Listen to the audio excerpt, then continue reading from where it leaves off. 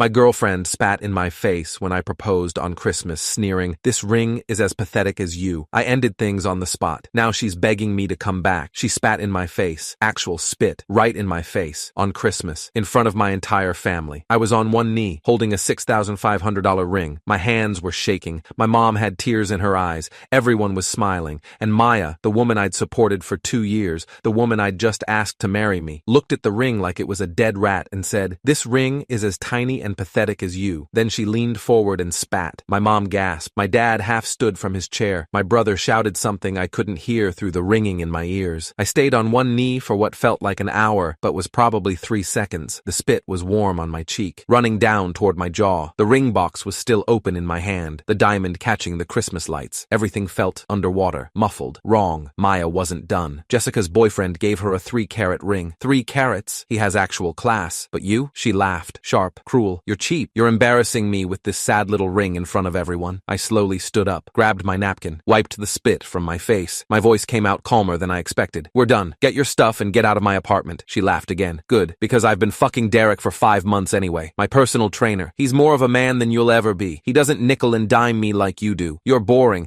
and I only stayed for the free rent." Every word was a knife, and she smiled the whole time. "I'm Ryan Mitchell, 28 years old, work in digital marketing for a healthcare company, make about $85,000 a year in a mid-sized city where that goes pretty far. 2 years ago, I met Maya at a coffee shop 3 blocks from my apartment, Harper's Coffee, corner of 5th and Madison. I was there on a Saturday morning working on a freelance project. She was in line ahead of me ordering some complicated oat milk latte. She turned around and we made eye contact. Stunning. Long dark hair, green eyes, this smile that made you forget your own name. "You look like you need better coffee than this place makes," she said. I laughed. "It's not that bad. It's objectively terrible, but the Wi-Fi is good, and they don't kick you out for camping all day." We ended up sitting together, talking for 3 hours. She was funny, charming, easy to talk to in a way most people aren't. She'd just left her job at an upscale salon. "Creative differences with the owner," she said. "I'm figuring out my next move. Freelance makeup maybe, or product photography. I'm good with visual stuff." We exchanged numbers, started seeing each other. By month 2, she was sleeping over most nights. By month 4, she'd basically moved in. "I can help with rent once I get some steady clients," she said. "Just give me a few months to get established." "Don't worry about it," I told her. "Focus on building your business. We'll figure it out." Except we never figured it out. 2 years went by and I was covering everything. Rent, $1,850 a month. Utilities, about $200. Groceries, $400, $500. Her car insurance, $140. Nights out, new clothes. Her gym membership at $89 a month. She'd pick up occasional freelance makeup gigs. A wedding here, a photo shoot there, maybe $200 to $300 every few weeks. Never contributed a dime to household expenses. Whenever I'd bring it up, gently, carefully, she'd turn it around. "Are you saying I'm not pulling my weight?" "No, I'm just saying maybe we could split groceries or..." "So you want me to feel bad for not making as much money as you? You're being controlling. Real partners don't keep score." "I'm not keeping score. I just think we should talk about finances. You're making me feel worthless, like I'm some burden you're carrying. Is that what you think of me?" And I'd backpedal, apologize, tell her I didn't mean it that way. So I just kept paying and kept quiet. The first real red flag came about 8 months in. We were at a dinner party at her friend Jessica's place. Jessica worked in pharmaceutical sales, made good money, had a nice downtown loft. Jessica's boyfriend, some finance bro named Garrett, was showing off a watch he'd just bought. Rolex Submariner, $11,000. "That's gorgeous," Maya said. Her voice had this edge I'd never heard before. Hungry. Later in the car, she said, "You could pull off a watch like that. A Rolex? That's like 3 months of rent. So? You make decent money. You should dress like it. Garrett's impressive. You dress like, I don't know, middle management." I laughed it off, but the comment stuck. Second red flag was about a year in. Her friend Jessica got engaged. Garrett had proposed with a 3-carat diamond ring. Princess cut, platinum band, probably $30,000. Maya came home from seeing Jessica and wouldn't stop talking about the ring. Showed me photos, compared settings, talked about clarity and cut quality. "When you propose," she said casually, "I'd want something like that. Not exactly the same, but that quality level. I'm not high maintenance, but I have standards." My stomach dropped. "Maya, that ring probably cost more than I make in 4 months. So start saving. Unless you're not serious about us." "I'm serious,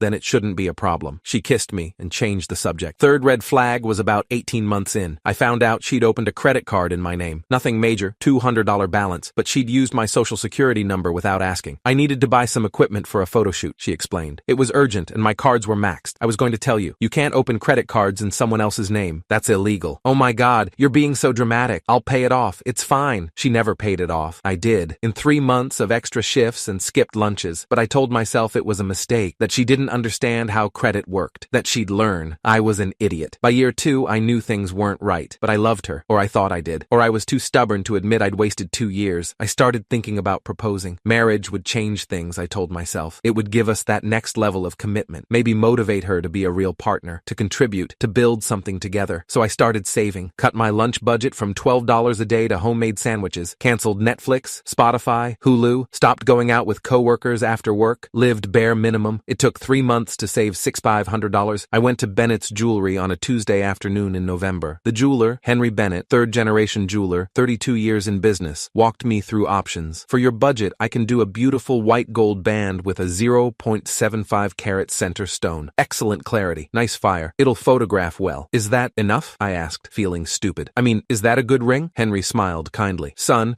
a good ring is one you can afford. This is a beautiful piece. Any woman should be honored to wear it. I bought it. Felt the weight of it in my pocket for 2 weeks. The little velvet box. The biggest purchase I'd ever made besides my car. I decided to propose on Christmas at my parents' house. My whole family would be there. Mom, Dad, my older sister Natalie and her husband Greg, my younger brother Marcus. Maya loved my family. Or seemed to. She always got along with my mom, laughed at my dad's terrible jokes, played video games with Marcus. It would be perfect. A moment we'd all remember forever. Christmas Day started normal. We drove to my parents' house at 11:23 a.m. Mom's place was decorated like a Hallmark movie. Lights everywhere, tree in the corner, stockings, the smell of cinnamon and pine. Maya brought a pie she'd bought at Whole Foods, took credit for baking it. My mom complimented her, and Maya glowed. Dinner was at 5 p.m. Mom made her famous prime rib with horseradish sauce, garlic mashed potatoes, green beans, rolls, everything perfect. We ate, laughed. My dad told his story about the time he got stuck in a chimney as a kid, trying to prove Santa wasn't real. We'd heard it 100 times. Still funny. After dinner, we had pie and coffee. Everyone was relaxed, happy, full. Marcus was showing Maya photos from his semester abroad. Natalie was telling Mom about her new job promotion. Dad was half asleep in his chair. Perfect moment. I stood up at 7:43 p.m. Hey everyone, can I have your attention for a second? The table went quiet. Everyone looked at me. My hands were shaking as I pulled out the ring box from my pocket. I could see my mom's eyes go wide. Natalie grabbed Greg's hand. I walked around the table to where Maya was sitting, got down on one knee. The room was completely silent except for the crackling fire in the living room fireplace. I looked up at Maya, tried to remember the speech I'd practiced in my car. Maya, we've been together for 2 years. You've made me happier than I knew I could be. I want to build a life with you. I want to wake up next to you every day for the rest of my life. Will you marry me? I opened the box. The diamond caught the light. It really was beautiful. Henry had been right. Maya's smile vanished. She stared at the ring. Her face went from surprise to confusion to something that looked like disgust. Are you serious right now? She said. The room stayed frozen. I thought maybe she was overwhelmed, emotional. Maya, she looked at the ring again, actually wrinkled her nose like it smelled bad. This ring is tiny and pathetic, just like you. My mom gasped. Dad sat up straight. I stayed on my knee, confused, brain not processing what was happening. Maya kept going, voice getting louder, angrier. Jessica's boyfriend gave her a 3-carat ring. 3 carats. He has actual class. But you? She laughed. You're cheap. You're embarrassing me with this sad little ring in front of everyone. Did you even try? Or did you just pick the cheapest thing they had? I saved for 3 months. You make $85,000 a year, and you give me this? She gestured at the ring like it was trash. You're pathetic. You've always been pathetic. You nickel and dime me constantly, make me feel guilty for buying anything. And now you propose with this insult. I was still kneeling, still holding the box. My brain had stopped working. That's when she leaned forward and spat in my face. Actual spit, right in my face. In front of my parents and siblings on Christmas. My mom screamed. Marcus jumped up from his chair. What the fuck? I slowly stood up, grabbed my napkin from the table, wiped the spit from my cheek. My voice came out steady, calm, like someone else was speaking through me. We're done. Get your stuff and get out of my apartment. Maya laughed. Actually laughed. Good. I've been waiting for an excuse to leave. Then she looked around the table at my family, all staring at her in horror. You want to know the truth? She said. I've been fucking Derek for 5 months. My personal trainer. He's more of a man than Ryan will ever be. He doesn't nickel and dime me like some accountant. He actually knows how to treat a woman. She stood up, grabbed her coat from the back of her chair. Ryan's boring. You're all boring. I only stayed for the free rent and free food, but I'm done now. She looked at my mom, smiled sweetly. Thanks for dinner, Susan. The prime rib was excellent. Then she walked out. The front door slammed at 7:51 p.m. Nobody spoke for about 30 seconds. Then my mom burst into tears. Dad put his arm around her. Natalie came around the table and hugged me. Ryan, I'm so sorry. That was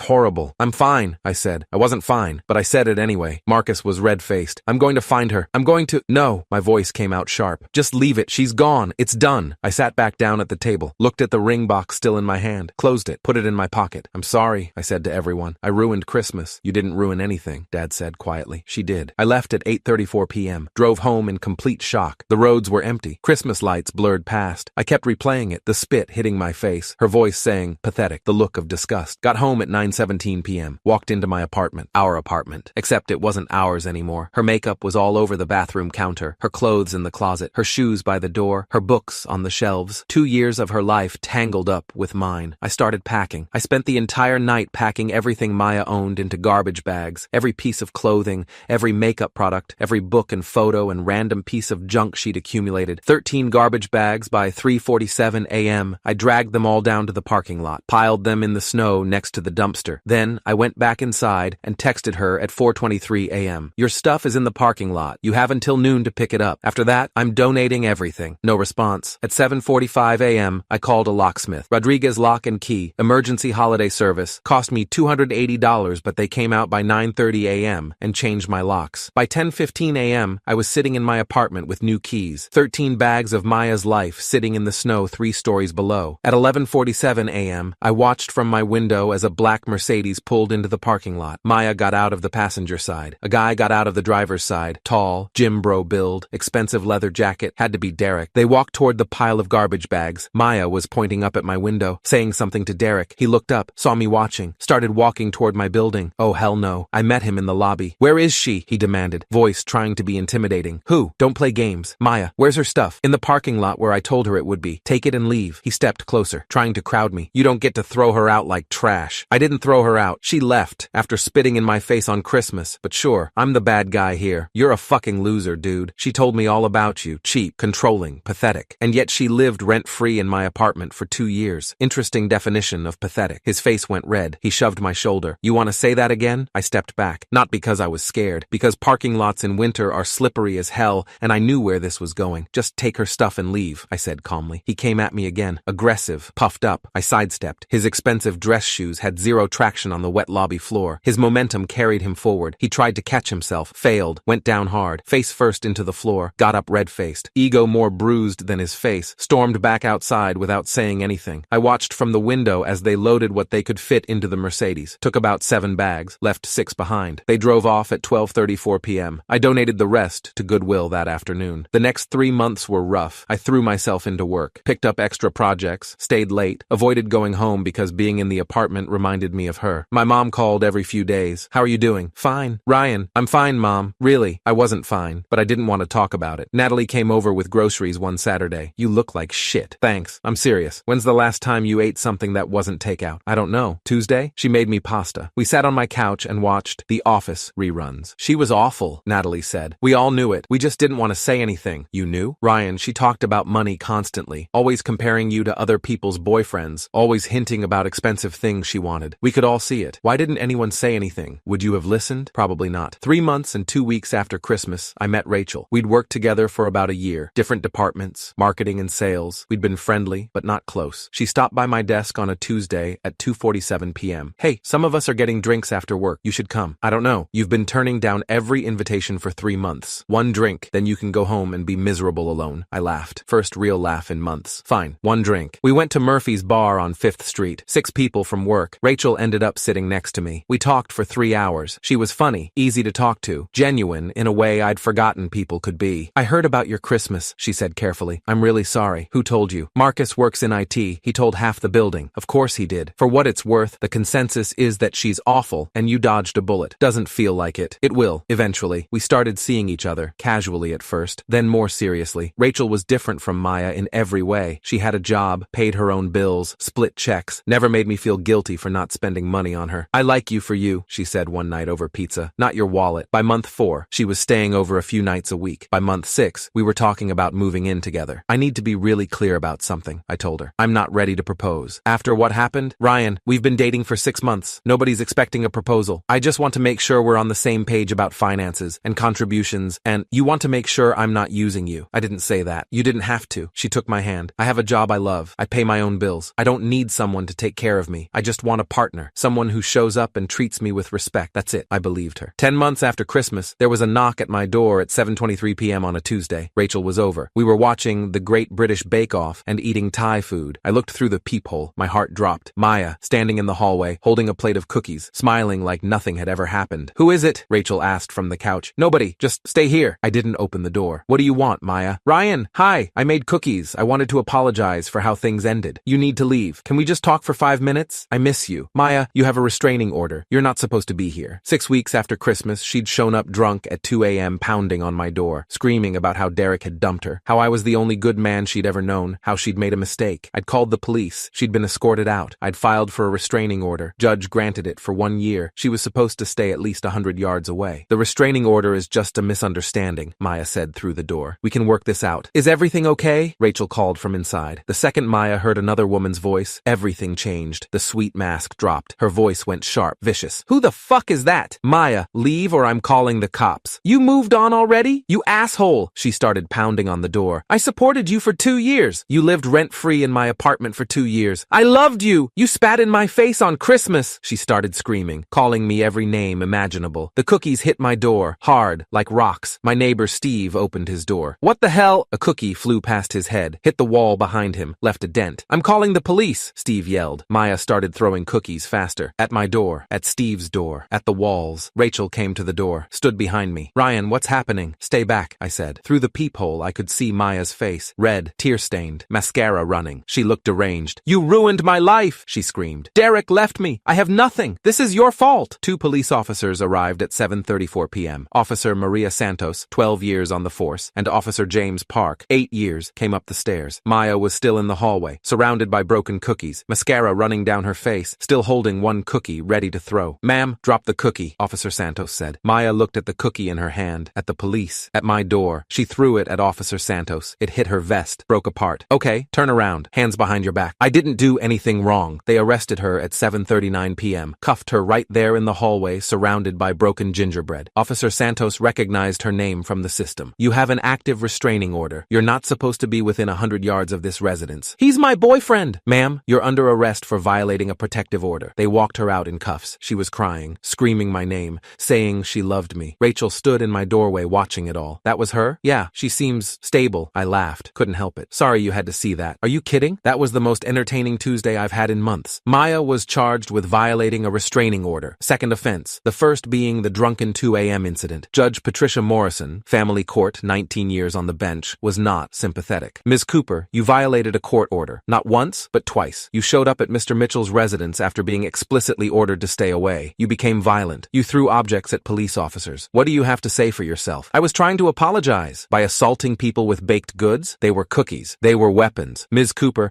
I'm sentencing you to 30 days in county jail, followed by 2 years probation. If you violate the terms of your probation or come within 500 yards of Mr. Mitchell, I will extend your sentence. Maya served 27 days, got out early for good behavior. I never heard from her again. Last Christmas, exactly 1 year after the proposal, Rachel and I spent it at my parents' house. Same dining room, same table, same people, but everything was different. We had prime rib again, Mom's famous recipe. Natalie brought pie. Marcus showed off photos from his new job. After dinner, my dad stood up with his wine glass. I want to make a toast, he said. Last Christmas was difficult. We witnessed something painful. But this year, I'm grateful. Grateful that Ryan found someone who truly appreciates him. Someone who treats him with respect and kindness. Welcome to the family, Rachel. Everyone raised their glasses. Rachel squeezed my hand under the table. Later that night, driving home, she said, your family is really sweet. They're okay. Your dad's toast was nice. About appreciating you. Yeah, for the record, she said, I do. Appreciate you. I know. And when you're ready to propose, whenever that is, I won't spit in your face. I laughed. Setting the bar pretty high there. I set the bar at human decency. You can clear that easily. 2 years later, I proposed to Rachel. Not on Christmas. Not at my parents' house. Just us. On a hiking trail. No audience. No pressure. I'd saved for 8 months. Bought a ring from Henry Bennett again. Different style. Better stone. More expensive. Rachel, I love you. You make me better. You make me happy. Will you marry me? She said yes, immediately. Kissed me. Cried. Put the ring on. It's beautiful, she said. It's not 3 carats. I don't care about carats. I care about you. We got married 6 months later. Small ceremony. Family and close friends. My dad gave another toast about how grateful he was that I found someone who appreciated me. Sometimes I think about that Christmas. The spit. The humiliation. The ring I spent 3 months saving for that Maya called pathetic. And I realize it was the best thing that ever happened to me because it showed me who she really was before I married her. Before we had kids. Before I wasted more years. Getting spat on during a Christmas proposal destroyed me for months. But it also freed me to find someone who actually loved me. Best bullet I ever dodged.